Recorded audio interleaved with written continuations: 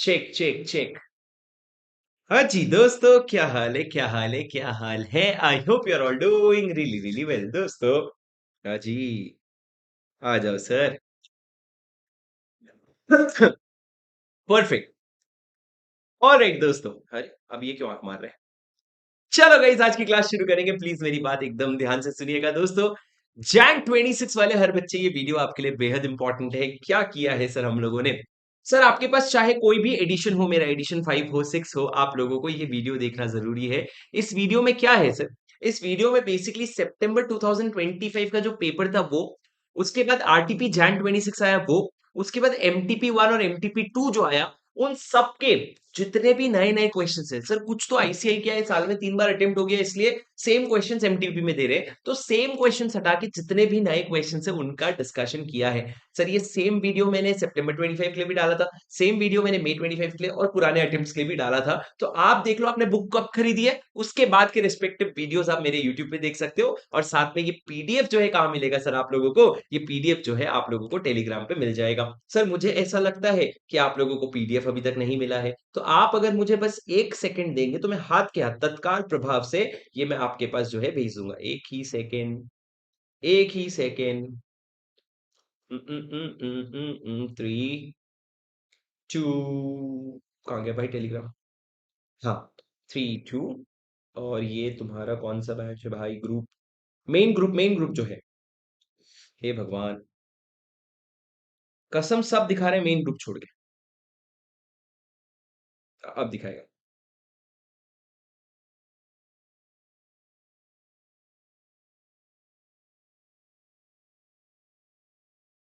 हाँ सर, ये मैंने आपके टेलीग्राम में कर दिया है सेंड।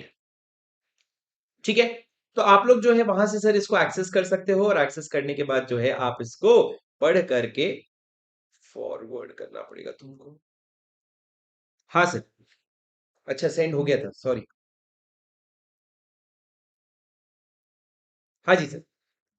सर तो ये जो है, ये आप लोग जो है इसको आप यूज कर सकते हैं और मेरे साथ साथ करेंगे सर हम लोग क्या, सेशन को पूरा खत्म। आ जाइए प्लीज मेरे साथ लग जाइए, अभी जितना भी पोर्शन, अभी जो भी टाइम वेस्ट हुआ उसको छोड़िए, आ जाइए सर सेशन शुरू करेंगे। दोस्तों मुझे बताओ, सबसे पहले क्वेश्चन जो है सितंबर 25 का मेजोरिटी क्वेश्चन इसमें जो आपको दिखेगा सर, वो मोर और लेस सारे के सारे क्वेश्चन सितंबर 25 के ही मिलेंगे आपको दोस्तों, क्योंकि सितंबर 25 में ही नया क्वेश्चन आया था। मैं क्वेश्चन नंबर 3 जो प्रोस्पेक्टस का क्वेश्चन नंबर 1 है, इसको मैं एकदम लास्ट में लेना चाहूंगा सर। क्यों? क्योंकि थोड़ा हेवी क्वेश्चन था सर, हेवी ड्राइवर क्वेश्चन है ये। इसको हम लोग लास्ट में लेंगे तो इसको क्या है, कोशिश करेंगे कि इसको लिख भी ले हम। आगे आ जाओ दोस्तों, क्वेश्चन नंबर 2 से शुरू करेंगे। Sir chapter number 4 share capital का क्वेश्चन है, क्वेश्चन नंबर 1 गुड क्वेश्चन, आ जाओ मेरे साथ। Forward troopers limited is a public limited company engaged in manufacturing of wearable protective gear and accessories including helmets and shields for supply to the armed forces in the country. It is a subsidiary of securities trooper limited, उसकी एक company है securities trooper limited, उसकी subsidiary है। Sir forward trooper की क्या है, as per the latest audited balance sheet, उसका fully fully paid equity share capital, reserves, loan, sundry creditors, ये चार लोग हैं। और क्या नंबर, भलता नंबर दिया है सर एकदम। The board of directors of Forward Trooper Limited have planned upon the scheme of financial assistance to facilitate the purchase of its shares by its employees. कौन shares खरीदेगा सर, एम्प्लॉइज शेयर्स खरीदेंगे उसका। मतलब section number 67 कहीं ना कहीं आ रहा है सर। आगे क्या किया कहता है, to create an institution in the form of trust which would be responsible for the purchase of shares of Forward Troopers Limited with the help of loan of 110 crore by the aforesaid company itself. The trustee therein would purchase the shares worth the above mentioned amount on behalf of the employees in accordance with the employee share scheme. हो इतना depth में तो कभी law लिखने वाले ने law नहीं समझा था जितना आईसीए को समझ आ गया ये क्वेश्चन बनाते वक्त। इन्होंने क्या बोला, एक ट्रस्ट बनाएंगे जो 110 करोड़ का लोन लेगा, और लोन लेने के बाद वो क्या करेगा, कंपनी के शेयर्स खरीदेगा। ठीक है सर। दूसरा, to provide loan directly to the employ for to the maximum of the 5 month salary to enable them to buy fully paid up shares of the, ये सिक्योरिटी, ये कौन सी कंपनी है sir, ये आपकी होल्डिंग कंपनी है। आप देखो forward troopers company है, और ये जो सिक्योरिटी ट्रूपर्स है वो उसकी होल्डिंग कंपनी है। तो आप अपने एम्प्लॉय को छह, सर आपको याद है सेक्शन नंबर 67, उसमें मैंने बोला था यूं तो तुम किसी को लोन या फाइनेंशियल असिस्टेंस नहीं दे सकते, यूं तो तुम किसी को लोन या फाइनेंशियल असिस्टेंस नहीं दे सकते, पर आप जो है अपने एम्प्लॉय को 6 महीने तक की सैलरी दे सकते हो कंपनी के फुल्ली पेड अप शेयर्स खरीदवाने के लिए। तो यहाँ पे सर आप 5 कंपनी के या होल्डिंग कंपनी के, यहाँ पे आप 5 महीने तक की सैलरी दे रहे हो, तो ये एकदम परफेक्ट है, इसमें कोई प्रॉब्लम नहीं है, आप दे सकते हो। ऊपर सर आपको 3 एक्सेप्शन याद है। पहला, अगर आप एक बैंक या फाइनेंशियल इंस्टीट्यूशन हो जो अपने ऑर्डिनरी कोर्स ऑफ बिजनेस में ऐसा लोन दे रहे हैं तो चल जाएगा। दूसरा, अगर आप किसी स्कीम के तहत जो स्कीम को एसआर पास करके अप्रूव करवाए उस स्कीम के तहत अगर पेमेंट कर रहे हो, ये वो स्कीम की बात कर रहा है सर।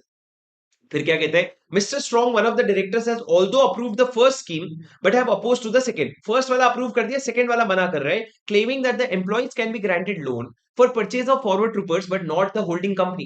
कहते हैं भाई तू ना अपनी कंपनी के शेयर्स बिकवा ले, अपने होल्डिंग कंपनी के शेयर्स मत खरीदवा। सर वो सेक्शन 67 याद करो, उस कंपनी के लिए भी होता है और उसकी होल्डिंग कंपनी के लिए भी होता है। कंसिडरिंग द, उसके बाद क्या कहता है sir, considering the provision and the regulation, point number 1, the validity of the decision of Forward Troopers Limited to provide a loan worth 110 crore to a trust to aid employees to buy the shares। Sir trust को पैसा देंगे, trust employ को पैसा देगा और shares खरीदवाएगा, पर shares trust जो shares जो है ना किसके नाम पे होंगे, ट्रस्टी के नाम पे। किसके नाम पे होंगे, ट्रस्टी के नाम पे। दूसरा बताओ, the validity of the contention of mister strong on the grant of loan for purchase of securities of security troopers limited. भाई सोचो ये क्वेश्चन तुम्हारे एग्जाम में आया होता तो, तुम्हारे एग्जाम में आया होता तो, हाँ सर आप समझो ऐसे हेवी क्वेश्चंस आते हैं सर, कभी कभी आते हैं, पर ये क्वेश्चन उतना ज्यादा प्रॉब्लमैटिक नहीं है। आपको सेक्शन 67 पता होना चाहिए कि आप अपने कंपनी का या उसके होल्डिंग कंपनी के शेयर्स नहीं खरीद सकते। आप अपने कंपनी के या उसके होल्डिंग कंपनी के शेयर्स नहीं खरीद सकते। फाइनेंशियल असिस्टेंस नहीं दे सकते आप किसी को खरीदने के लिए। उसमें जो दो एक्सेप्शन है उसमें ध्यान दो सर। पहले, एज पर प्रोविजन ऑफ सेक्शन 67(2) क्या कहता है, no public company shall give directly और indirectly any loan, guarantee or financial assistance for the purchase or subscription of shares of the company or its holding company। आप अपनी company के या holding company के shares खरीदने के लिए loan नहीं दे सकते। But as per 67(3), section 67(2) shall not apply to the provision of a company in accordance with any scheme approved through special resolution for the purchase of fully paid up shares in a company or its holding company if the purchase for shares are held by the trustee for the benefit of the employee। अगर आप employ के benefit के लिए trustee hold करता है shares, जो ये question में दिया हुआ है, तो यहां पे फिर कहता है sir, as per rule 16 of the companies act which deals with the provision of money by purchase of its own shares states that, पहला, company shall not make a provision of money for the purchase of securities of its holding company unless it complies with such condition including the scheme approved by the members by way of special resolution, and the value of the shares in aggregate shall not exceed 5% of the total paid up share capital plus free reserves। दोस्तों ये जो scheme बनाए हैं ना, ये scheme के लिए एक लिमिट डाल रखा है इन्होंने। लिमिट क्या है कि बेसिकली तुमको एसआर पास करना पड़ेगा और दूसरा 5% से ज्यादा एक्सिट नहीं कर सकता पेड अप शेयर कैपिटल और फ्री रिजर्व्स का। तुम कितने का लोन दे रहे हो, 1 से 10 करोड़। मेरे को बताओ paid up share capital plus free reserves क्या है। आपसे ना ये सब ये क्वेश्चन पेपर देखने के बाद समझ आया, लॉ के पेपर में कैलकुलेटर ले जाना मैंडेटरी है भैया। समझ रहे हो तुम मेरी बात। तो सर आप देखो ये दोनों की लिमिट को ऐड करोगे आप तो क्या आएगा, आपका 5% of this two will be 107.85 crore. पर आप 110 करोड़ का लोन दे रहे हो तो 110 करोड़ का लोन नहीं दे सकते। अरे सर ये सब कहां लिखा है सर, सर कहां लिखा है। आप अपना बुक खोलो, वहां पे नीचे एक बॉक्स दिखेगा, उस बॉक्स में आपको लिखा हुआ मिलेगा कि लिमिट कितना है, 5% of paid up share capital plus free reserves.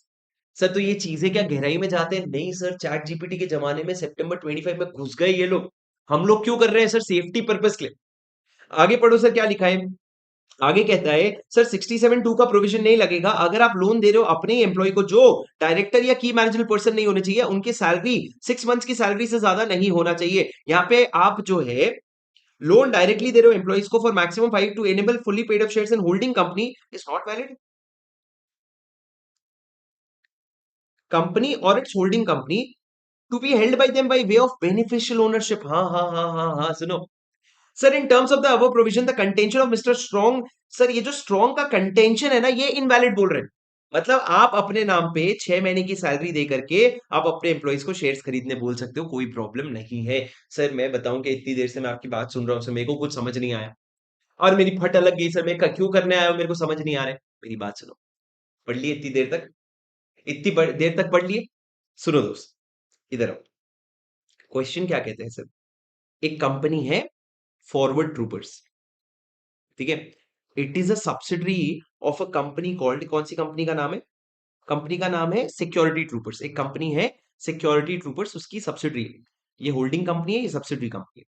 ये सब्सिडरी कंपनी दो बातें कर रही है। वो कह रही है सबसे पहले मैं 110 करोड़ का लोन दूंगी एक ट्रस्ट को जो शेयर्स होल्ड करेगा उसके एम्प्लॉइज के बेनिफिट की। ठीक है सर। दूसरा वो कह रहा है मैं अपने एम्प्लॉइज को 5 महीने की सैलरी का लोन देना चाहती हूँ होल्डिंग कंपनी के शेयर्स खरीदने के लिए। ठीक है सर। सर लॉ कहता है एक कंपनी जो है किसी को भी लोन गारंटी फाइनेंशियल असिस्टेंस नहीं दे सकती अपने शेयर्स खरीदने के लिए या अपने होल्डिंग कंपनी के शेयर्स खरीदने के लिए। पर उसके एक्सेप्शन में 3 एक्सेप्शन आते हैं जिसमें दूसरा एक्सेप्शन ये कहता है कि हाँ दे सकते हो अगर आपने कोई स्कीम बनाया है जहां पे एक ट्रस्टी होल्ड करेगा shares for the benefit of employees. और ये स्कीम जो है ये स्कीम को अगर आपने एसआर से अप्रूव करवा लिया तो उसमें maximum 5% of paid up share capital plus free reserves का हेल्प आप कर सकते हो। मतलब आप यहाँ पे 107.5 करोड़ तक का हेल्प कर सकते हो। 110 करोड़ का लोन जो देने चले थे वो आप नहीं दे सकते, आप मैक्सिमम 107.5 करोड़ दे सकते हो। ठीक है। दूसरी तरफ ये 5% है, ये दूसरा प्रोविजन है। दूसरी तरफ ये है दोस्तों, दूसरी तरफ ये है सर जो सेकंड ऑप्शन था जहां आप एम्प्लॉय को 5 महीने की सैलरी दे रहे थे वो थर्ड वाला एक्सेप्शन है। थर्ड वाला एक्सेप्शन कहता है कि सर आप किसी भी एम्प्लॉय को जो आपका की मैनेजर पर्सन नहीं होना चाहिए और जो आपका डायरेक्टर नहीं होना चाहिए उसको आप 6 महीने की सैलरी दे सकते हो। और 6 महीने की सैलरी दे सकते हो फुल्ली पेड अप शेयर्स खरीदने के लिए, चाहे वो कंपनी को हो या होल्डिंग कंपनी का हो। तो यहाँ पे मिस्टर स्ट्रॉन्ग क्या बोल रहे हैं कि लोन तो दे सकते हो लेकिन होल्डिंग कंपनी के शेयर्स नहीं खरीद सकते। गलत बोल रहे हो सर, आप होल्डिंग कंपनी के भी शेयर्स ले सकते हो। ये पूरे क्वेश्चन का पीएचडी है सर। समय नहीं है तुमको देने के लिए कि तुम इसको अब्सॉर्ब कर सको, पर इसको एक बार दोबारा जरूर देख लेना। सर देखो ना कितने लंबे लंबे क्वेश्चंस आ रखे हैं। ठीक है सर, दोबारा जरूर देख लेना। आगे बढ़ते हैं दोस्तों, मेरी बात सुनो। दोस्तों, fabulous fabricators and mechanics limited is a listed public limited company, listed public limited company incorporated in the year 2023 with the object to manufacture and engage in the construction of iron ore based infrastructure for various industries on a contractual basis. The company is having a paid up share capital of 200 crore divided in 865 members holding rights to vote in the meeting 200.30 crore। Comfort छीन लेते हैं sir ये लोग student का, ये सब चीजें डाल के कंफर्ट छीन लेते हैं। कहते हैं सर एक कंपनी है जिसका ये वाला सीन है, उसका पेड अप शेयर कैपिटल इतना है और इतने शेयर है जिनके पास राइट टू वोट है। Okay sir. उसके बाद कहता है the AGM of the company was due to be held on 12th December 2023 at the registered office in the Raipur, Chhattisgarh. The board of directors decided to provide e-voting facility to its member in addition to the other modes despite the disagreement shown by Ms. Riddhi, one of the directors, who was of the view that इस company में it is not mandatory to provide e-voting facility। Sir आपको याद है e voting facility देनी होती है अगर आपके 1000 से ज्यादा मेंबर है, पर इनके पास तो कितने मेंबर हैं? 865 मेंबर। तो क्या इनको ई वोटिंग फैसिलिटी देनी पड़ेगी? हाँ सर देनी पड़ेगी, because it is a listed public company. तो लिस्टेड पब्लिक कंपनी है तो इसको क्या करना पड़ेगा? इसको ई वोटिंग का सुविधा देना पड़ेगा। क्या तुम मेरी बात समझ पा रहे हो? Yes sir. उसके बाद दोस्तों अगला पॉइंट मेरे को बताओ। On the day of meeting mister Mohan, one of the members who opted for e-voting could not exercise his option, was physically present at the meeting to vote. The chairman did not allow him to physically cast his vote on the pretext that he had opted for e-voting and now he cannot change his option and thus e-voting करना पड़ेगा। वो present है तो भी vote नहीं कर सकता। Sir उसने ई-वोटिंग करूंगा बोला था पर नहीं कर पाया। अब मीटिंग में आ गया तो क्या मीटिंग में वोट कर सकता है? 200% वोट कर सकता है सर। अगर आप ई-वोटिंग में वोट कर चुके हो तो आप फिजिकल मीटिंग में वोट मत करना, पर नहीं कर पाए तो आप फिजिकल मीटिंग में दोबारा वोट कर सकते हो। तो ये मिस्टर मोहन वोट कर सकता है। Further, a matter regarding appointment of Mr. Keshav as a small shareholder director. Oh, ho. I was also to be discussed in the meeting therein, to which the legal team suggested that the same can only be undertaken by voting through postal ballot and not otherwise. Sir एक director के appointment की बात हो रही थी, सुनना मेरी बात ध्यान से। एक डायरेक्टर के अपॉइंटमेंट की बात हो रही थी, small share holder director, to which the legal team suggested कि इसको तो वोटिंग पोस्टल बैलेट से ही करना पड़ेगा। Referring to the provision of companies act, तीन बातें बताओ। पहला, whether the contention of Miss Riddhi was correct as to provision of e-voting facility। नहीं सर, रिद्धि गलत बोल रही है। लिस्टेड कंपनी है तो इसको ई-वोटिंग का फैसिलिटी देना पड़ेगा। Can the chairman stop mister Mohan to physically vote? नहीं सर बिल्कुल नहीं, आप उसको अलाउ करना पड़ेगा, सेक्शन 108। तीसरा, is the suggestion of legal team regarding appointment of mister Keshav voting by postal ballot validate law? तीसरे वाले का आंसर पढ़ेंगे, रुक जाओ जरा, रुको जरा बताता हूं मैं। पहला सर, कंपनी लिस्टेड है, 1000 मेंबर से भले कम हो तो उसको जो है उसको क्या करना पड़ेगा? कहां गया भाई? हाँ, तो उसको क्या करना पड़ेगा? ई वोटिंग फैसिलिटी देनी पड़ेगी।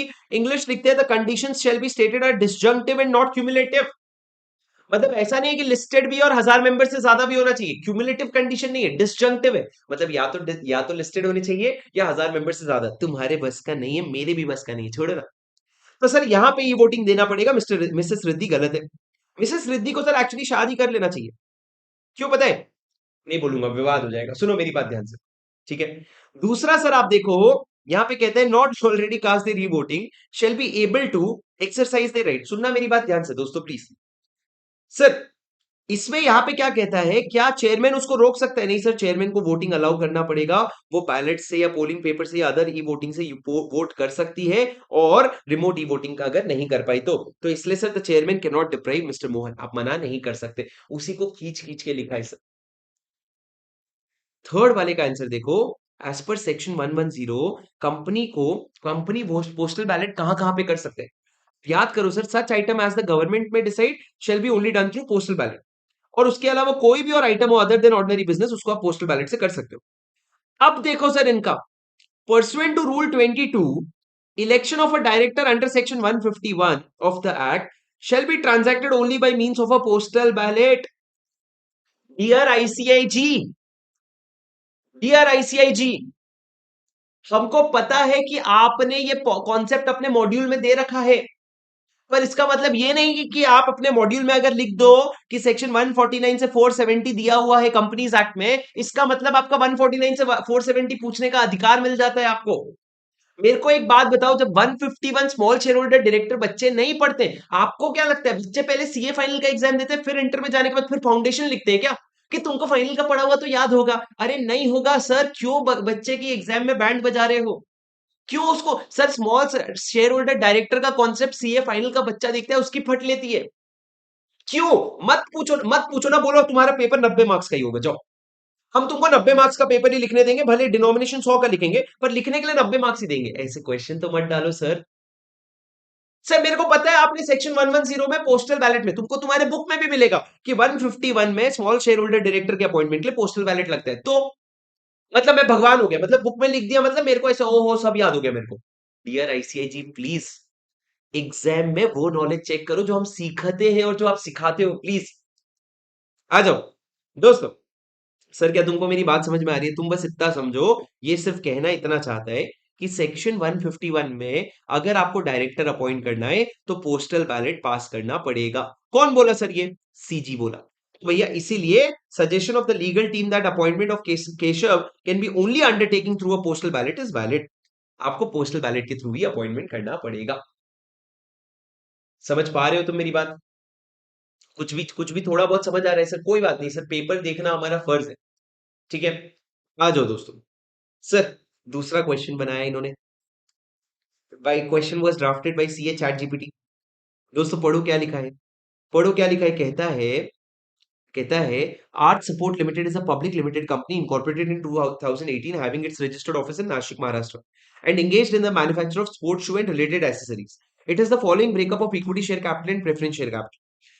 Miss Maratha, one of the elite member from Jaipur, holds in the name equity shares worth 6,50,000। Sir Maratha करके एक, मार्था करके एक इलाइट मेंबर है जयपुर से, जो इक्विटी शेयर्स होल्ड करते हैं 6,50,000 का of the company as on date, and also has beneficial interest in equity shares of 3 lakhs, is concerned about the declaration to be made by her as mandated by the SBO rules। उसको significant beneficial ownership का declaration देना पड़ेगा, क्योंकि directly 6,50,000 रुपए का share है और indirectly 3 lakh रुपए। सर आपको पता है 10% इज सिग्निफिकेंट बेनिफिशियल ओनर। 10% मतलब क्या हो गया सर? आपके पास 1,20,000 में 12,000 शेयर भी अगर नहीं, ये कितना हो गया? 1,20,000 इंटू 100 इज इक्वल टू 1,20,00,000। उसमें 12 लाख रुपए के भी शेयर्स आपके पास है, तो आप सिग्निफिकेंट बेनिफिशियल ओनर हो जाओगे। She consulted CA Miss Marina, her friend, on the above issue and whether advised that since she is a significant beneficial owner directly and indirectly, she is required to file declaration as mandated by the rules. पहला, referring to the provision, decide the following: whether the advice given by Miss Marina, her friend, on the above issue is in line with SBO। क्या section 90 में जो वो significant beneficial owner है? दूसरा, sir SBO rules जो है, मेरी बात ध्यान से सुनना, सर एसबीओ रूल्स जो है वो कहता है are applicable in every case, comment and mention the instance if any where this rules are not applicable. अरे वो जो लास्ट में छोटा सा एक्सेप्शन नहीं होता क्या? पहले तो सर आप, पहले तो आप सुनो मेरी बात ध्यान से। पूछ चाहे वो जो भी ले, लिखना तुम जो तुमको आता है। तुमको पता है क्लास में मैंने तुमको सिग्निफिकेंट बेनिफिशियल ओनर का बेसिक डेफिनेशन बताया कि सिग्निफिकेंट बेनिफिशियल ओनर मतलब जो डायरेक्टली या indirectly 10% of voting power, 10% of dividend या 10% ऑफ शेयर्स होल्ड करता है, या फिर या फिर डायरेक्टली या इनडायरेक्टली दोनों शेयर होल्डिंग होनी चाहिए और उसका लिस्ट है सर। तो आप सिग्निफिकेंट बेनिफिशियल ओनर का बेसिक डेफिनेशन लिखोगे, यहाँ पे 10% डायरेक्टली और इनडायरेक्टली मिला के नहीं है, तो वो क्या नहीं बनेगा सिग्निफिकेंट बेनिफिशियल ओनर, तो डिक्लेरेशन नहीं देना पड़ेगा।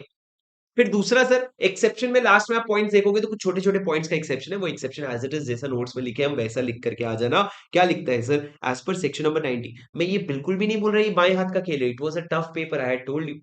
पर दोस्तों मेरी बात ध्यान से सुनो, as per section number 91 every individual who are acting together including a trust और any other person resident outside India holds beneficial interest of not less than 25% और such other person as may be prescribed। Sir not less than 25% और other person इतना कुछ भी नहीं लिखना है sir, आपको लिखना है they have to make a declaration to the company। Sir क्या बेनिफिशियल ओनर मतलब क्या होता है? Significant beneficial owner means individual acting alone or together with someone satisfies one or more condition, 10 or more percent of shares, 10 or more percent voting power, 10% of dividend और significant influence और control. जैसा मैंने notes में लिखवाया है वैसा ही लिखना। तो यहाँ पे सर आपके पास 9,50,000 का शेयर होल्डिंग है पर 10% के लिए तो 12 लाख चाहिए, तो आप सिग्निफिकेंट बेनिफिशियल ओनर नहीं हो, आपको डिक्लेरेशन नहीं देना पड़ेगा, फिर भी मैनेजेबल था सर ये। और किसको एप्लीकेबल नहीं है सर? सर आपका एसबीओ का डिक्लेरेशन आईपीएफ अथॉरिटी को, अगर ये सबको सीजीएसई लोकल अथॉरिटी को, इन्वेस्टमेंट व्हीकल्स जैसे कि रीट हो गया, इनवीट हो गया, ये सबको एप्लीकेबल नहीं है। ये सर आपने जैसा नोट्स में लिखा है वैसा ही लिखना पड़ेगा। ठीक है? क्या मेरी बात समझ पा रहे हो? इसमें आपको क्या लिखना पड़ेगा? वैसा ही लिखना पड़ेगा जैसे नोट्स में लिखा है। इसमें न्यूनेस नहीं है सर। क्वेश्चन में बहुत ज्यादा दम नहीं है, बस इन्होंने एसबीओ पूछ लिया जो ये यूजुअली नहीं पूछते थे। खोज-खोज के पूछा है सर इस बार इन्होंने। आ जाओ सर। आ जाओ sir chapter number 9 question number 1, मतलब मेरे बुक का क्वेश्चन नंबर 1 5 मार्क का क्वेश्चन है वापस। कहता है Chicago Bricks INC is a company incorporated in Chicago, engaged in manufacture of these things. क्या करना है मेरे को इतना सारा जान के भाई? On 10th April 2022, it commenced manufacturing in India through its branch, engaged in the manufacture of fly ash bricks used in construction of building and other infra projects. The operation of the branch has been growing in the fast pace. The turnover of the branch since its commencement is, देखो turnover कैसे अलग अलग है branch का. As per the data available, the branch works based on 20% net profit margin. इसका 20% जो है ये इसका profit है. The branch is opposing to the above view and has submitted that although the CSR provision are applicable in the present case, but there was no requirement to constitute CSR committee and the above CSR function can be discharged by the board of directors themselves। Sir ये branch क्या बोल रहा है? ये branch बोल रहा है ये कंपनी बाहर की कंपनी है, उसकी इंडिया की ब्रांच है। सर इंडिया में ब्रांच है मतलब आप फॉरेन कंपनी बन गए। ठीक है sir. Considering the provision of companies act whether this company is correct in view of non applicability of CSR committee. Sir क्या फॉरेन कंपनी को सीएसआर कमिटी बैठाना पड़ेगा? बोलो हाँ सर, हाँ कि नहीं? ये सर फॉरेन कंपनी को भी ये प्रोविजन लगेगा। मेरी बात एकदम ध्यान से सुनना। दोस्तों, दोस्तों मेरी बात एकदम ध्यान से सुनना। क्या कहा मैंने आपसे कहा सर यहाँ पे आपको ये देखना है फॉरेन कंपनी और उसका ब्रांच। आपको सीएसआर कमिटी कब बैठाना पड़ते हैं? जब आपका नेट प्रॉफिट एक लिमिट से ज्यादा हो, टर्नओवर आपका नेटवर्थ एक लिमिट से ज्यादा हो और आपका टर्नओवर जो है वो एक लिमिट से ज्यादा हो, तो आपको सीएसआर कमिटी बैठाना पड़ेगा, जिसमें 3 डायरेक्टर होंगे, 1 इंडिपेंडेंट डायरेक्टर होगा। पर फॉरेन कंपनी की अगर वही बात करें सर, तो फॉरेन कंपनी में भी कुछ उसी तरीके से लोग होंगे, पर उनको क्या करना पड़ेगा? सीएसआर कमिटी बैठाना ही पड़ेगा। इसमें इतना लंबा जो आंसर लिखा है, इसमें कीवर्ड्स पढ़ेंगे सर, आ जाओ क्या कहते हैं? सर कहते हैं whether Chicago is correct in applicability of CSR committee और नॉट, ये पूछना पड़ेगा। The question can be answered by analysing section 135। According to 135, net worth 100 crore या उससे ज्यादा, 500 सॉरी नेटवर्थ 500 करोड़ या उससे ज्यादा, टर्नओवर 1000 करोड़ या उससे ज्यादा, नेट प्रॉफिट 5 करोड़ या उससे ज्यादा हो, तो उनको सीएसआर कमिटी बैठाना पड़ेगा, जिसमें 3 डायरेक्टर होंगे, जिसमें एक इंडिपेंडेंट डायरेक्टर होगा। उसके बाद कहता है सर सुनना मेरी बात ध्यान से, अगर इंडिपेंडेंट डायरेक्टर की जरूरत नहीं है तो 2 डायरेक्टर होंगे तो भी चल जाएगा। उसके बाद कहते हैं sir every company including its holding subsidiary and a foreign company having its branch office और project office in India shall comply with 135। तो अगर एक फॉरेन कंपनी है जिसका इंडिया में ब्रांच है तो उसको भी क्या करना पड़ेगा? 135 कंप्लाई करना पड़ेगा। सर उसको अपने प्रॉफिट का 2% नेट प्रॉफिट जो है उसको सीएसआर का खर्चा करना पड़ेगा। पर उसके बाद याद रखना सर, अगर अमाउंट जो उसको खर्चा करना है वो 50 लाख से कम है, याद है ये exception, where the amount that is to be spent is does not exceed 50 lakh rupees, then the requirement of CSR committee shall not be applicable और ये function board of director discharge करेगा। यहां पे सर मेरे को बताओ इस above provision में सीएसआर कमिटी का चेक करेंगे। कहता है sir the provision of section 135 कहता है नेट प्रॉफिट है 17 करोड़ का, कैसे? 20% of 85 crore in the immediately preceding financial year. आप पिछले साल का देखोगे सर, आप पिछले साल का देखो, नेट प्रॉफिट है ये, इसका बोलो नेट प्रॉफिट कैसे निकालोगे? इसका 20% उसका नेट प्रॉफिट है, तो आप समझो 17 करोड़ का नेट प्रॉफिट है। तो आप समझो सर नेट प्रॉफिट तो 5 करोड़ से ज्यादा है। Although its turnover is less than 1000 crore, तो भैया उसको सीएसआर कमिटी का प्रोविजन लग जाएगा। In terms of the above provision we can calculate the CSR amount to be spent. तो आप देखो सर पिछले 3 साल का एवरेज लेके सीएसआर अमाउंट सिर्फ 30 लाख रुपए आ रहे हैं। आप देखो सीएसआर का अमाउंट सिर्फ 30 लाख आ रहे हैं, मतलब 50 लाख से कम है। तो ऑल्दो नेट प्रॉफिट 5 करोड़ से ज्यादा है, तो इसको सीएसआर कमेटी लग जाता, पर क्योंकि सीएसआर का खर्चा 50 लाख से कम है, तो उसको सीएसआर कमेटी का प्रोविजन नहीं लगेगा। तो यहाँ पे देखो sir, constitution of CSR committee shall not be applicable, और बोर्ड ऑफ डायरेक्टर उसको डिस्चार्ज कर लेंगे। तो यहाँ पे जो इनका व्यू है वो जो यहाँ पे, therefore the view of Chicago Bricks is not correct as to applicability of formation of CSR committee, and the function can be discharged by the board of directors of the Indian branch। मतलब वो जो बोल रहे हैं नहीं नहीं हमको जो है सीएसआर कमेटी बनाना पड़ेगा, नहीं बनाना पड़ेगा सर, उनका इंडियन बोर्ड ऑफ डायरेक्टर जो है वो डिस्चार्ज कर लेगा। तो क्वेश्चन कौन से पॉइंट में था कि आपकी लाइबिलिटी सीएसआर की 50 लाख से कम है, तो आप देखो आपको 3 साल का आपको इस ब्रांच को एक इंडियन कंपनी की तरह ट्रीट करना पड़ेगा सर, अपने ईज के लिए। इसको इजी बनाने के लिए इस ब्रांच को इंडियन कंपनी की तरह ट्रीट करना पड़ेगा। मैनेजेबल क्वेश्चन था, इजी नहीं बोलूंगा पर मैनेजेबल था, मतलब थोड़ा बहुत पढ़ लिख के स्कोर कर सकते थे इस। ठीक है, चलो गाइस आगे बढ़ेंगे दोस्तों। कितने बड़े बड़े क्वेश्चंस हैं यार, पेपर समझ रहे हो तुम? हाँ, बोलो। बेचारे सितंबर 25 वाले बच्चों पर इसमें अच्छी चीज क्या होती है सर, फिर जब इस तरह का क्वेश्चन पेपर आता है ना, तो ग्रेस मार्किंग मिलती है, थोड़ी सी ग्रेस मार्किंग मिलती है। ठीक है, इसलिए आप देखोगे बच्चे जिनको 40 की भी उम्मीद नहीं थी, 50-55 आया है। ओके, आ जाओ दोस्तों। सर, ऑडिट एंड ऑडिटर्स का क्वेश्चन है, सुनना मेरी बात ध्यान से। क्या कहते हैं? Sharp surgical limited is a public limited company engaged in the five manufacture of, ये 5 हर जगह कहाँ पे आया पता नहीं। Engaged in the manufacture of, शायद कॉपी पेस्ट में कुछ गड़बड़ हुआ है। Engaged in the manufacture of surgical surgical instruments in a nation wide chain of dealers and retailers to facilitate the trade. It was incorporated in the year 2020. It has a paid up share capital of this much with a free reserves of this much and with a secured business term loan of this much from GHL Bank. Lamb Bell and Associate Chartered Accountant was appointed as a statutory auditor for the aforesaid company. During the audit of the accounts, Mr. Lambell, the senior partner of the auditing firm, shared the following observation with Mr. Sharp, one of the promoters, said, out of the above term loan, 3.15 crore were suspected to be used for the purpose other than business in providing unsecured loan to private individuals in the company. हमने देखा ये 3.25 करोड़ का loan आपने किसी और को दिया है। Mr. Reith, one of the officers in the company was suspected to have siphoned an amount of 0.15 crore.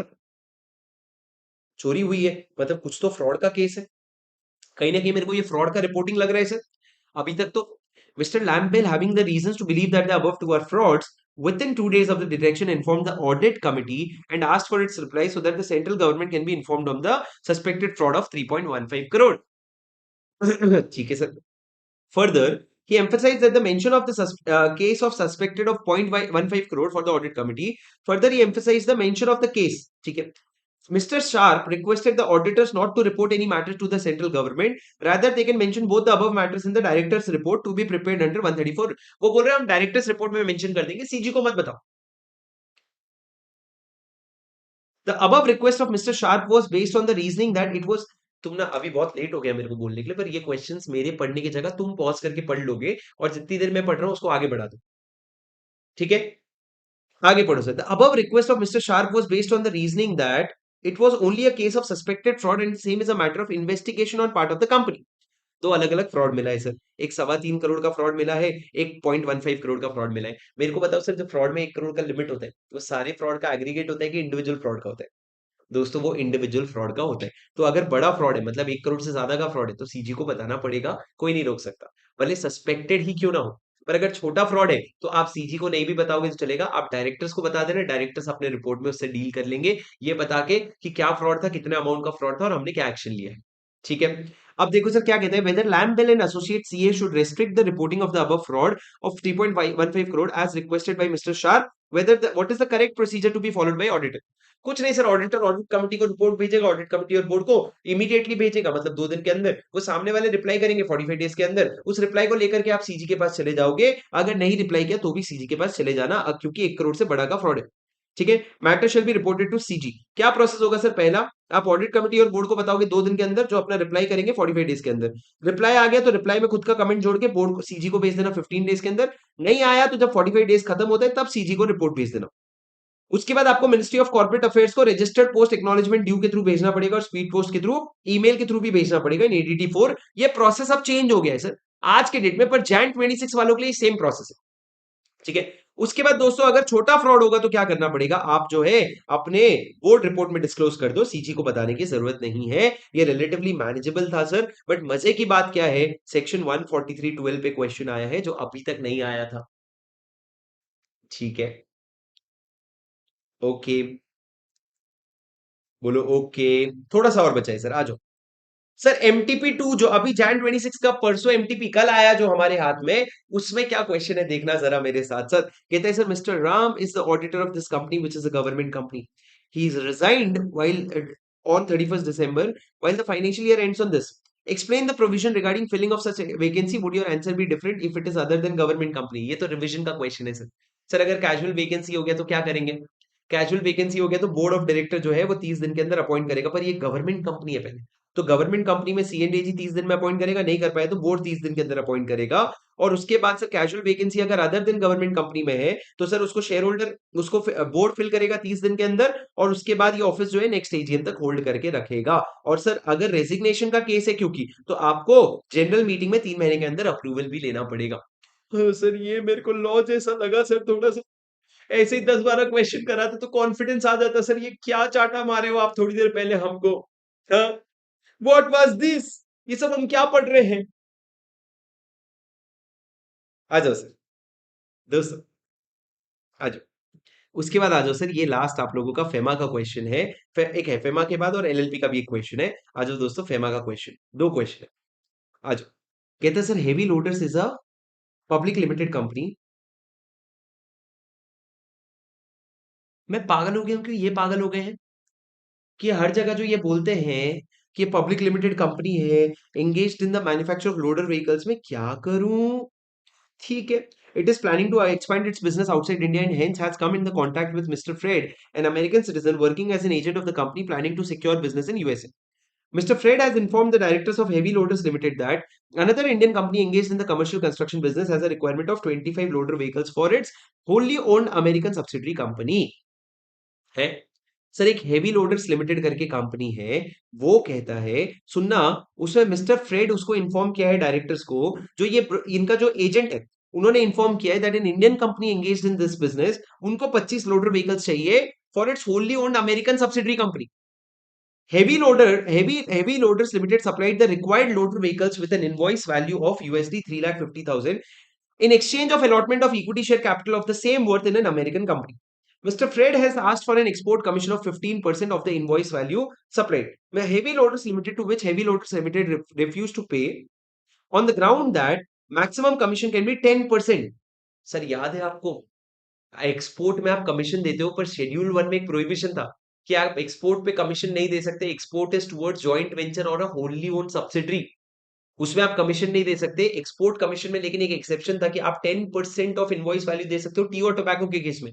वो यहाँ पे वो एक्सेप्शन नहीं है, टी और टोबैको का केस नहीं है, तो यहाँ पे आप रत्ती भर का कमीशन नहीं दे सकते। कंसिडरिंग द प्रोविजन, पहले बताओ whether the above transaction is can be treated as export. मैंने राइटिंग प्रैक्टिस बैच में इस क्वेश्चन की राइटिंग भी कराई है।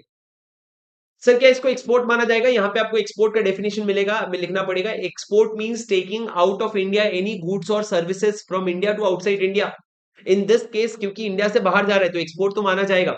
दूसरा, what is the rate of export of agent commission that can be given? Sir यहाँ पे शेड्यूल 1 के हिसाब से प्रोहिबिशन है, तो यहाँ पे आप कुछ भी कमीशन नहीं दे सकते। It is complete prohibition.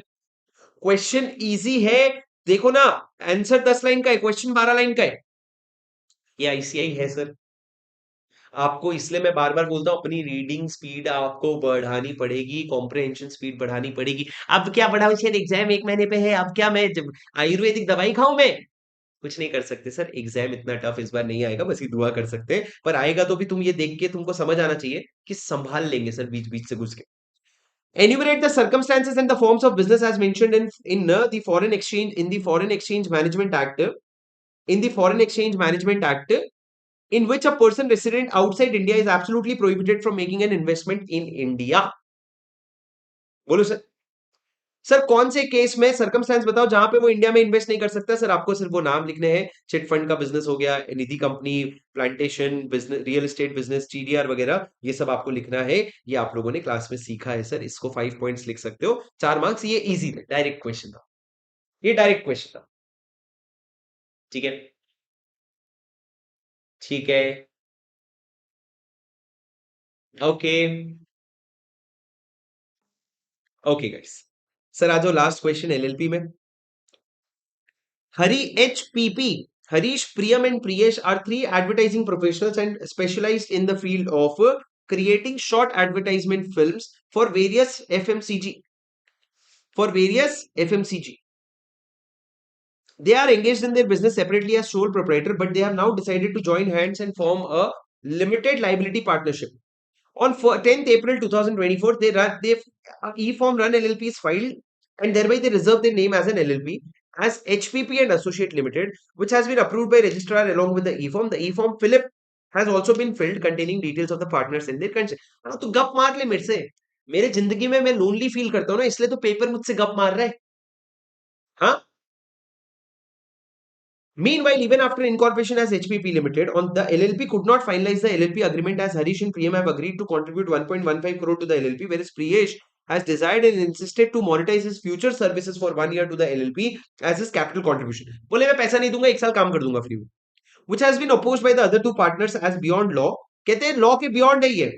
However, a consensus was drawn between the three, and a common consensus LLP agreement was submitted on 20 May. 20 दिन बाद सबमिट हुआ सर.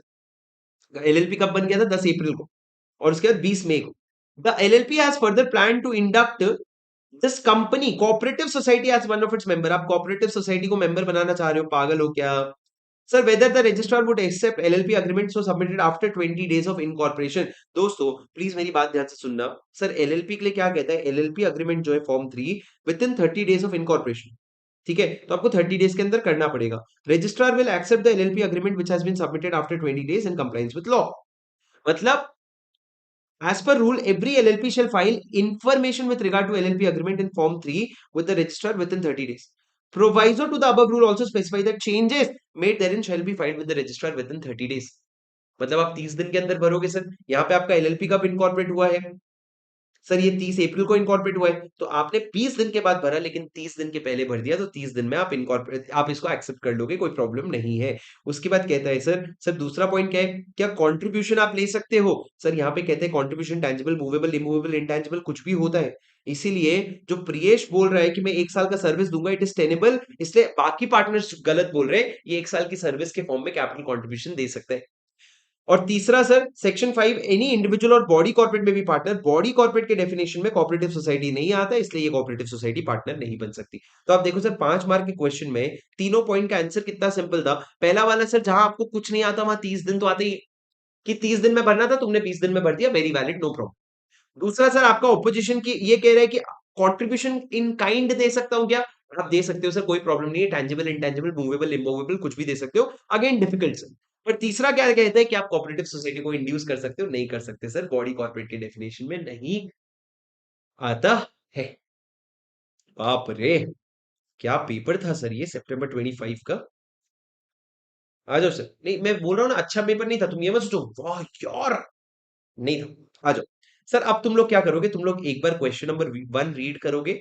मैं फिर तुमको क्वेश्चन नंबर 1 जो है लिखवा के भी तुमसे लूंगा, क्योंकि question number 1 is a good question, और मैं आपको लिखवा के भी लूंगा. पर मैं नहीं चाहता सर मैं पढ़ के, मैं लिख के, मैं सीखूं. तुम लोग 2 मिनट लेके इसको रीड करो, उसके बाद हम आगे बढ़ेंगे. इसको रीड करो अच्छे से, फिर हम आगे बढ़ेंगे. मैं पानी लेके आता हूँ सर तब तक. रीड करो, फिर मैं सीधा डिस्कस करके लिखाना शुरू करूंगा.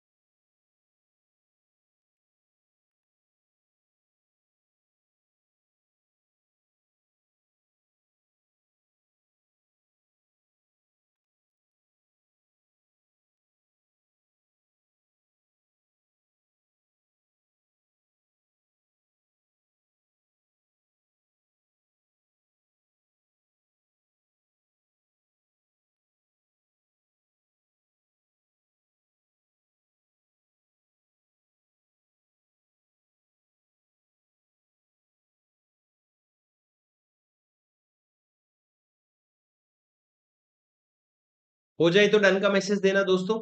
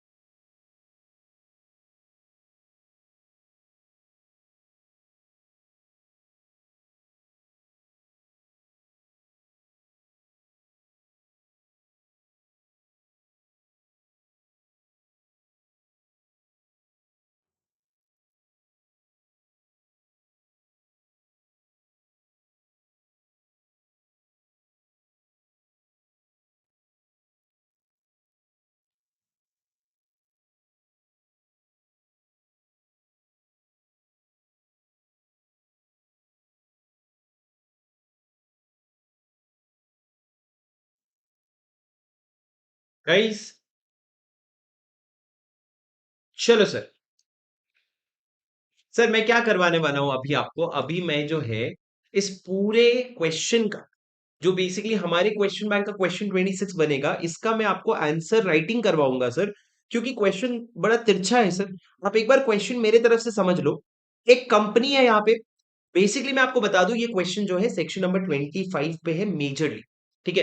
कुबेर वाला पॉइंट पूरा अलग कर दो, कुबेर वाला पॉइंट अलग है। पहले आप ये क्वेश्चन अच्छे से रीड कर लेना इसको मेरे साथ लिखने के पहले। अब दोस्तों मेरी बात ध्यान से सुनो। Question number section 25 offer for cell की बात करता है कि कंपनी ने एक इंटरमीडियरी को अपने शेयर्स अलॉट किए और वो आगे ऑफर फॉर सेल करके पब्लिक के पास चला गया। दोस्तों मेरी बात ध्यान से सुनना। क्या है, श्रीधा बुकमार्क्स लिमिटेड जो एक कंपनी है, उसके, सुनना मेरी बात ध्यान से, engage it is engaged in the publication, it is engaged in the publication of books related to labour वगैरह वगैरह, is planning to raise 10 crore from public. ठीक है। पहला, उसने दो डिफरेंट मर्चेंट बैंकर को असाइन किया है। पहला है ZFG एंड एसोसिएट, दूसरा है बुल इन्वेस्टमेंट। एक एक करके समझना। तो act as intermediary for 60% of the above fund and rest directly Kuber को इशू कर देगा। ठीक है। Who intends to offer for sale to public through inviting bids at the floor price. ZFG जो है इज अ पार्टनरशिप फर्म, एक firm है sir, और उनको 4 करोड़ का इक्विटी शेयर मिला था 1 अप्रैल 2024 को। बुल जो है वो एक कंपनी है और उसको 2 करोड़ का इक्विटी शेयर मिला था वही 1 अप्रैल 2024 को। सर अब इन्होंने ऑफर डॉक्यूमेंट्स बनाए और उसको इशू कर दिया। कब किया? 10 अक्टूबर और 25 सितंबर रिस्पेक्टिवली। बुल इन्वेस्टमेंट के केस में it was sign by only one director of such company. Bull Investment के केस में सिर्फ एक डायरेक्टर ने साइन किया। Both the intermediaries have paid off the full consideration till the date of offer. उन्होंने पूरा पैसा दे दिया है। कुबेर की पॉइंट बाद में बात करेंगे सर। बताओ whether the offer for sale made by the intermediaries is valid और नॉट। सर आप सिंपल सा पहले फंडा ये समझो राजा। फंडा ये है कि आप दोनों को अलॉटमेंट कब हुआ था शेयर्स का? 10 अप्रैल 2024 को, if I am not wrong, correct. 10 April 2000, sorry, हाँ, 1 अप्रैल 2024 को। अब आपको याद है सर, आपको याद है ऑफर फॉर डीम्ड प्रोस्पेक्टस कब माना जाता है? अगर आप सामने अलॉट करते हो with view that it shall be offered for sale to public. Sir with view, वहां पे एक प्रिजम्पशन आता है कि अगर आप 6 महीने के अंदर ऑफर कर दो, या जब आप ऑफर कर रहे हो तब फुल कंसिडरेशन पेड नहीं है, तो ये मान लिया जाएगा कि आपका इरादा पब्लिक के पास जाने का था और उसको डीम प्रोस्पेक्टस मान लिया जाएगा। और सर अगर आप पहला केस देखो, वो जो ZFG एसोसिएट्स है, उन्होंने कब इशू किया सर? उन्होंने इशू किया 10 अक्टूबर 2024 को। मतलब ये 6 महीने के बाद इशू किया है। और दूसरा, यहां पे फुल कंसिडरेशन भी पे कर दिया था, पूरा कंसिडरेशन भी पे कर दिया था। तो जनरली सर सेक्शन 25 नहीं लगेगा। पर ऑन द अदर हैंड जो बुल इन्वेस्टमेंट है, उसने इशू किया 25 सितंबर 24 को, which is less then 6 months के अंदर। डेफिनेटली ये प्रिजम्पशन ट्रिगर हो गया और इसको सेक्शन 25 एप्लीकेबल हो जाएगा, और जिस डॉक्यूमेंट से उसने ऑफर किया है उसको डीम्ड प्रोस्पेक्टस माना जाएगा। अब सर उसमें याद रखो, डीम्ड प्रोस्पेक्टस लगेगा मतलब सेक्शन 25 लगेगा। और सेक्शन 25 लगेगा मतलब आपको जो वो पॉइंट था कि अगर एक फर्म है तो कितने लोग साइन करेंगे, at least half of the partners, और अगर कंपनी है तो कितने लोग साइन करेंगे, एटलीस्ट 2 डायरेक्टर्स, वो प्रोविजन लग जाएगा। फिर अगर 2 डायरेक्टर साइन करने थे और आपने अगर एक ही डायरेक्टर साइन किया है तो ये जो डॉक्यूमेंट है ये इनवैलिड कहलाएगा। ये पहले हमको प्रोविजन समझ आना चाहिए, कैसे तो ये लोग एक्सपेक्ट कर रहे हैं बच्चे को कि वो इस लेवल पे एग्जाम में सेक्शन 25 जैसा सेक्शन लिख पाएगा। अब सर इसका आंसर पहले ये वाले पॉइंट का पूरा आंसर मेरे साथ लिखो, फिर मैं उसके बाद कुबेर वाला लिखवाऊंगा, पूरा अच्छे से लिखवा रहा हूं एग्जाम पॉइंट ऑफ व्यू से। सर आ जाओ अपने नोट्स खोलो, नोट्स में लिखो सर, नोट्स में लिखो। ये नोट्स आपको बाद में नहीं मिलेंगे, आप मेरे साथ साथ क्लास में ही लिखोगे तो फायदा है, नहीं तो कोई फायदा नहीं है। लिखो आंसर 26 चैप्टर 3। ठीक है सर, हम सितंबर 25 वाला क्वेश्चन क्यों लिख रहे हैं? लिख लो ना भाई, आ जाओ सर, लिखो सर। कहता है पहले, as per section 25 of the companies act 2013, section 25 underline करो। Where a company allots, where a company allots any securities with a view, with a view that such securities shall be offered for sale to public, comma,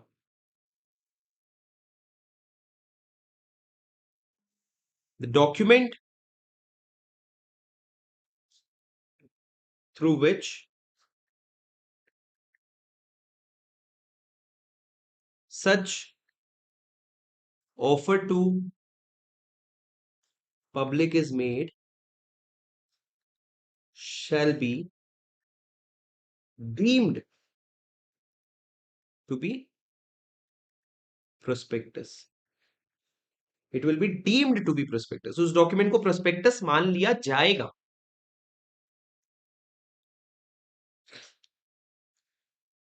ठीक है, उसके बाद लिखो sir, मेरे को दूसरा वो 2 पॉइंट लिखने हैं assumption के। लिखो unless the contrary is proved, मतलब इसके अलावा जब तक कुछ और प्रूव नहीं होता, it shall be evident that allotment is made with a view, with a view that securities shall be offered to public, comma, if number one, point A, such offer to public is made within 6 months. Such offer to public is made within 6 months.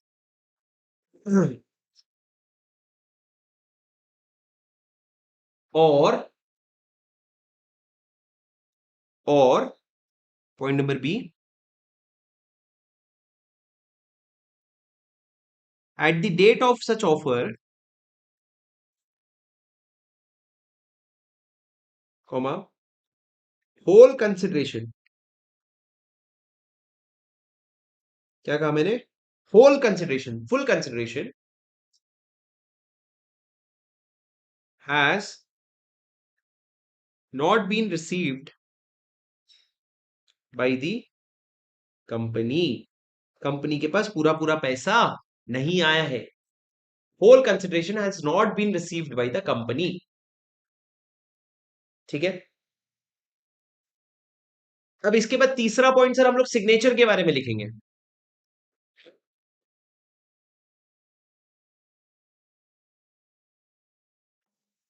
लिखो sir third point, signature.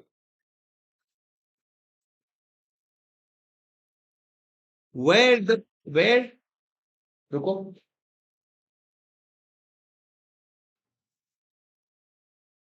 Where the person making such offer is a company,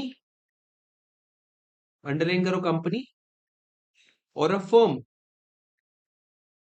sir इसमें ऊपर keywords underline करते जाना, जैसे कैसे within 6 months whole consideration मैंने underline किया, ये आदत बन जाती है धीरे धीरे। इज अ कंपनी और a firm, comma, it shall B sufficient, it shall be sufficient if such offer document is signed by two directors of the company, और टू डायरेक्टर्स को अंडरलाइन करो, two directors of the company, और at least one half of the partners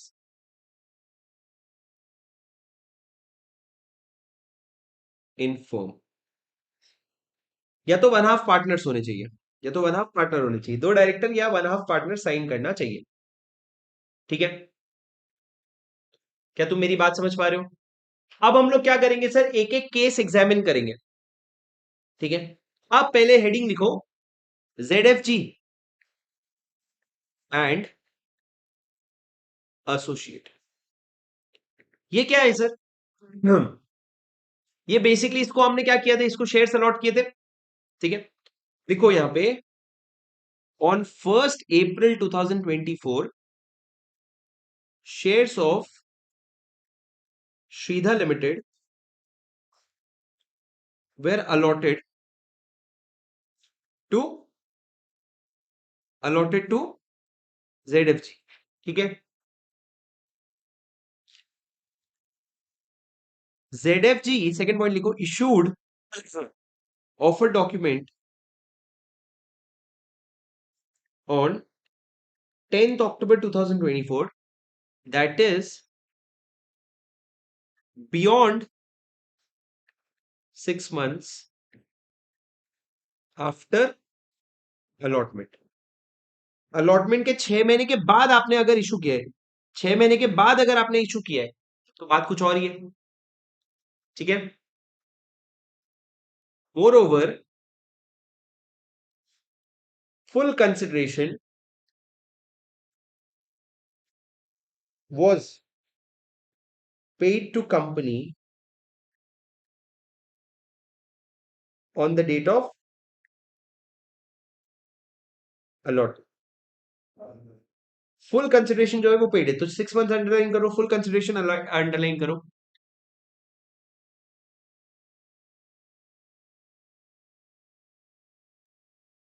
देखो sir ये गलती कैसे होती है, जब आप अपने समझ के बाहर जाके क्वेश्चन बना दो। तो आईसीआई क्या लिखता है इसके आगे आंसर में, आईसीआई लिखता है कि भैया 1 अप्रैल को तुमको अलॉट हुआ था, क्योंकि तुमने 6 महीने के बाद अलॉटमेंट किया, तो ये अलॉटमेंट जो ये तो 6 महीने के बाद ऑफर किया, इसलिए ये ऑफर जो है ये इनवैलिड है।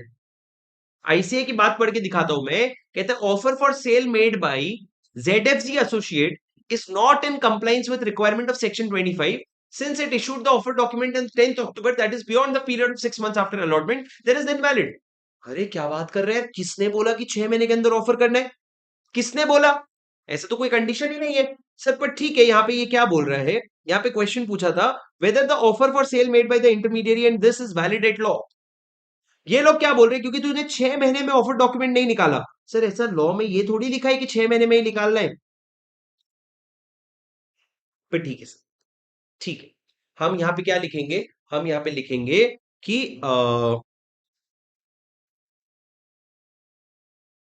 Looking at the above facts, comma, such issue does not fall under purview of section 25। इसको सेक्शन 25 के प्रोविजन के अंदर नहीं डालेंगे। हमने क्या लिख दिया, ये सेक्शन 25 के हिसाब से नहीं है, ये यहाँ पे सेक्शन 25 नहीं घुसेड़ना है। ठीक है। अब इसके बाद हम लोग किसका आंसर लिखेंगे सर, हम लोग लिखेंगे बुल इन्वेस्टमेंट्स का लिमिट, इन्वेस्टमेंट लिमिटेड। इसका हम और शॉर्ट में लिख सकते हैं, क्या लिखेंगे हम सर, लिखेंगे हम, लिखो, shares of Shridha limited were allotted on 1 April 24। फिर लिखो next point, such shares were offered to public on 25th September 24, that is within 6 months from allotment। ठीक है। फिर लिखो therefore provision of section 25 is attracted and such document requires signature of 2 directors in the given case, comma, as it is signed by only one director, comma, such offer is invalid। Offer is invalid, उस offer को क्या माना जाता है, उस offer को invalid माना जाता है, उस ऑफर को इनवैलिड माना जाता है। क्या तुमको मेरी बात समझ में आई क्या, कुछ तो समझ में आया क्या? हाँ बोलो। वो कह रहे चले गए, मैं तो तुमको देख भी नहीं पा रहा।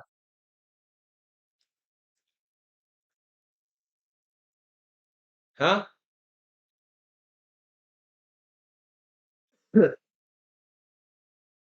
ट्वीटू कहते हैं, क्या बोलती पब्लिक, एमसीक्यू टफ था ना, तो वो करवा दो सर, रिप्लाई एमसीक्यू वाला। बेटा पेपर टफ इसलिए लग रहा है ना क्योंकि खुद मेहनत नहीं कर रहे हो, बैठ के थोड़ी मेहनत तो करो, नहीं तो उसके 2 अटेम्प्ट पहले का भी पेपर ले लोगे ना, बैंड बच जाएगी। पेपर टफ इसलिए लग रहा है क्योंकि बैठे हो ना, बैठ के देख रहे हो ना, टाइम पास कर रहे हो ना, खुद नहीं पढ़ाई कर रहे हो ना रत्ती भर का, इतना सारा खुद से आना चाहिए ना। ये एग्जाम में कौन तुमको लिखवाएंगे क्या, इसी आके आ जाओ बेटा मैं लिखवाता हूँ, आ जाओ जाओ जाओ जाओ, आ जाओ ट्वीट, इधर आओ सर। अब सर इसी क्वेश्चन में देखो दूसरा पॉइंट था, एक कुबेर करके बंदा था जिसको 40% दिए, बाकी बचा हुआ। Further offer to the public shares through an offer document, वो भी पब्लिक के पास गया। ये कुबेर जो है to whom balance shares were issued further offered to the public shares through an offer document. The board of directors of Shrida Bookmarks have opposed such offer document, claiming that the same does not contain the name of the person or entity bearing the cost of making such offer for sale. उसमें जो offer for cell कर रहा है उसका नाम, जो cost bear कर रहा है उसका नाम नहीं दिया हुआ है। सर ये सेक्शन नंबर 28 का प्रोविजन है। सर सेक्शन नंबर 28 क्या कहता है कि जब भी ऑफर फॉर सेल होता है तो जिस डॉक्यूमेंट से ऑफर फॉर सेल होता है उसमें बताओ कि वो कॉस्ट कौन बेयर कर रहा है। तो यहाँ पे ये जो बोल रहे हैं वो सही है सर, कुबेर को डॉक्यूमेंट में कॉस्ट बतानी चाहिए, बताना चाहिए था कौन कॉस्ट बेयर कर रहा है, नहीं बताया, इनवैलिड मान लिया जाएगा। ठीक है, लिखो सर पॉइंट नंबर 2। ये पॉइंट नंबर 1 था इतना सारा जो हमने लिखा, इसको ऊपर लिख दो पॉइंट नंबर 1। अब लिखो point number 2। As per section 28 read with rules, read with rules, prospectus issued under section 28, that is offer for sale,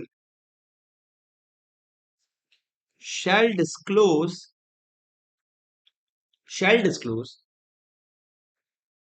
name of person or entity bearing cost of making such offer। ठीक है,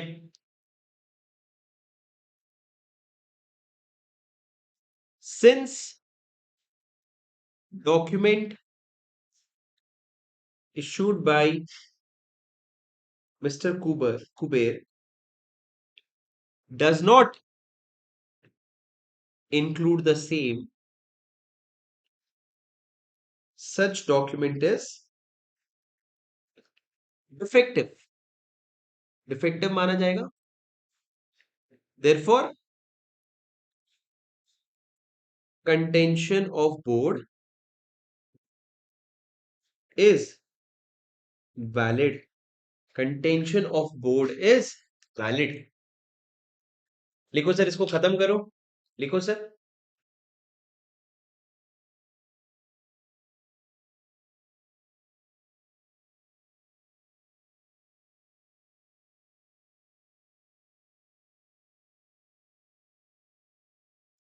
लिख लिए sir, इसको लिख लिए।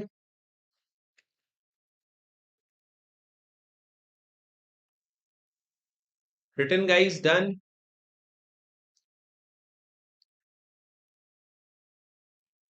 Done डना done done done डारा।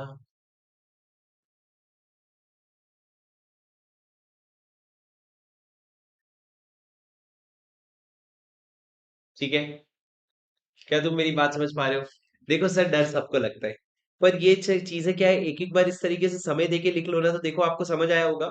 Discomfort इसलिए था सर क्योंकि सेक्शंस जैसे कि बहुत सारे अजीब अजीब से सेक्शंस कवर करते आए थे जो यूजुअली नहीं कवर होता।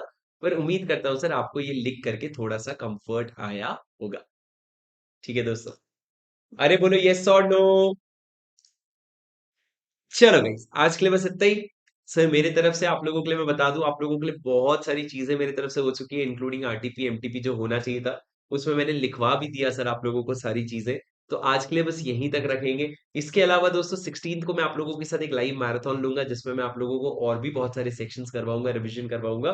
But that's it. उसके बियॉन्ड दोस्तों आप ये चीज याद रखना कि आपकी सेल्फ स्टडी ही रंग लाएगी, ये सारे सेक्शंस बस बस तुमको बार बार मोटिवेट करने के लिए एक तरह से आते हैं, but ultimately it is going to be your hard work and your self study that is going to help. ठीक है, चलो गाइस, आज के लिए बस इतना ही। मैं मिलूंगा आपसे अगले सेशन में। Until then take care, study well, keep going. Until then, this is your C buddy Shubham Singhal signing off, bye bye.